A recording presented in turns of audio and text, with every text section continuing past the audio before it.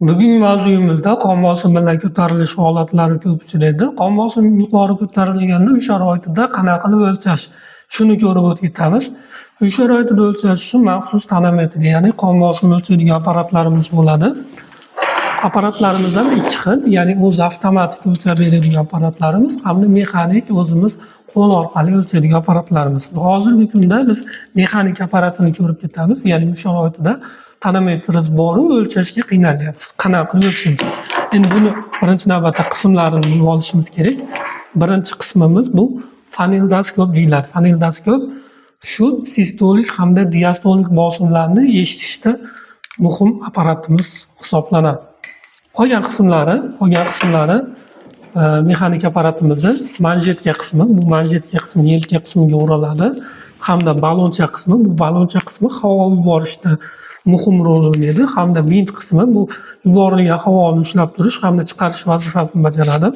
Hamda manometr qismi, bu manometr qismi orqali biz qon bosimini darajalarini bilib olamiz. Ya'ni qon bosim nechchiligi holatini bilib olamiz. Qon bosimini o'lchashda qanaqa texnikalar qilishimiz kerak? Ya'ni bemorimiz keldi, yo bo'lmasam yotgan holatda, yo bo'lmasam o'tirgan holatda bo'lishi mumkin.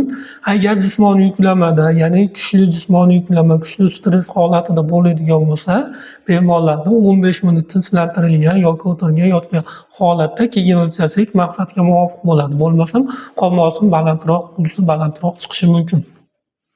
Endi qon bosimini o'lchash uchun biz maxsus manjetkani yelka qismiga o'rashimiz kerak hamda havosi chiqarilgan bo'lishi kerak manjetkani. Manjetkani shunaqa qilib bo'shatib olamiz hamda bu shilay qismi pastga qaralgan bo'lishi kerak. Shilay qismi yelka tirsak chuqurchasiga to'g'ri proporsional holatda joylash kerak. Shu holatda mana yelka qismiga tirsak chuqurchasidan 2 sm yuqoriroqqa biz o'rab joylab olamiz. Hamda bu joylaganimizda ikkita barmog'imiz sig'ishi kerak. Qattiq qilib fiksatsiya qilmaymiz, hamda bo'sh ham fiksatsiya qilmaymiz. Hamda fonendoskop orqali biz qulog'imizga taqib olib, fonendoskopni shu yelka arteriyasiga qatirib olamiz, fiksatsiya qilib olamiz hamda bu manometr qismini xohlasak bu qismga qilib olsak, xohlasak qo'lda ushlab tursak bo'ladi. Biz vint orqali havoni chiqishini qatirib olamiz hamda baloncha orqali biz havo beramiz. Havo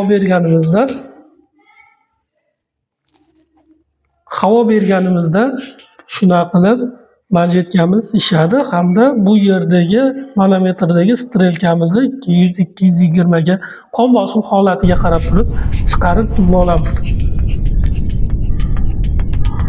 Chiqarib yubordik hamda bu vint orqali biz bo'shatsak havo chiqadi. Hamda havo chiqib turganda biz strelkadagi qimirlashi hamda eshitishga qarab turib biz qon bosimini o'lchashimiz mumkin. Ya'ni qon bosimimiz hamma odamda har xil bo'ladi. Ya'ni 120 da qimirlayapti, eshitilyapti hamda 80 da to'xtayapti. Qon bosimini uy sharoitida shunaqa qilib o'lchasak bo'ladi. Qon bosimini o'lchash osonroq. O'rganib olsangiz, ba'zi bir holatlarda yuqori qon bosimlarni uy sharoitida nazorat qilish, qon bosim preparatlarini qon bosimga qarab turib, dorini dozasini belgilash holatlarini amalga oshirishimiz mumkin.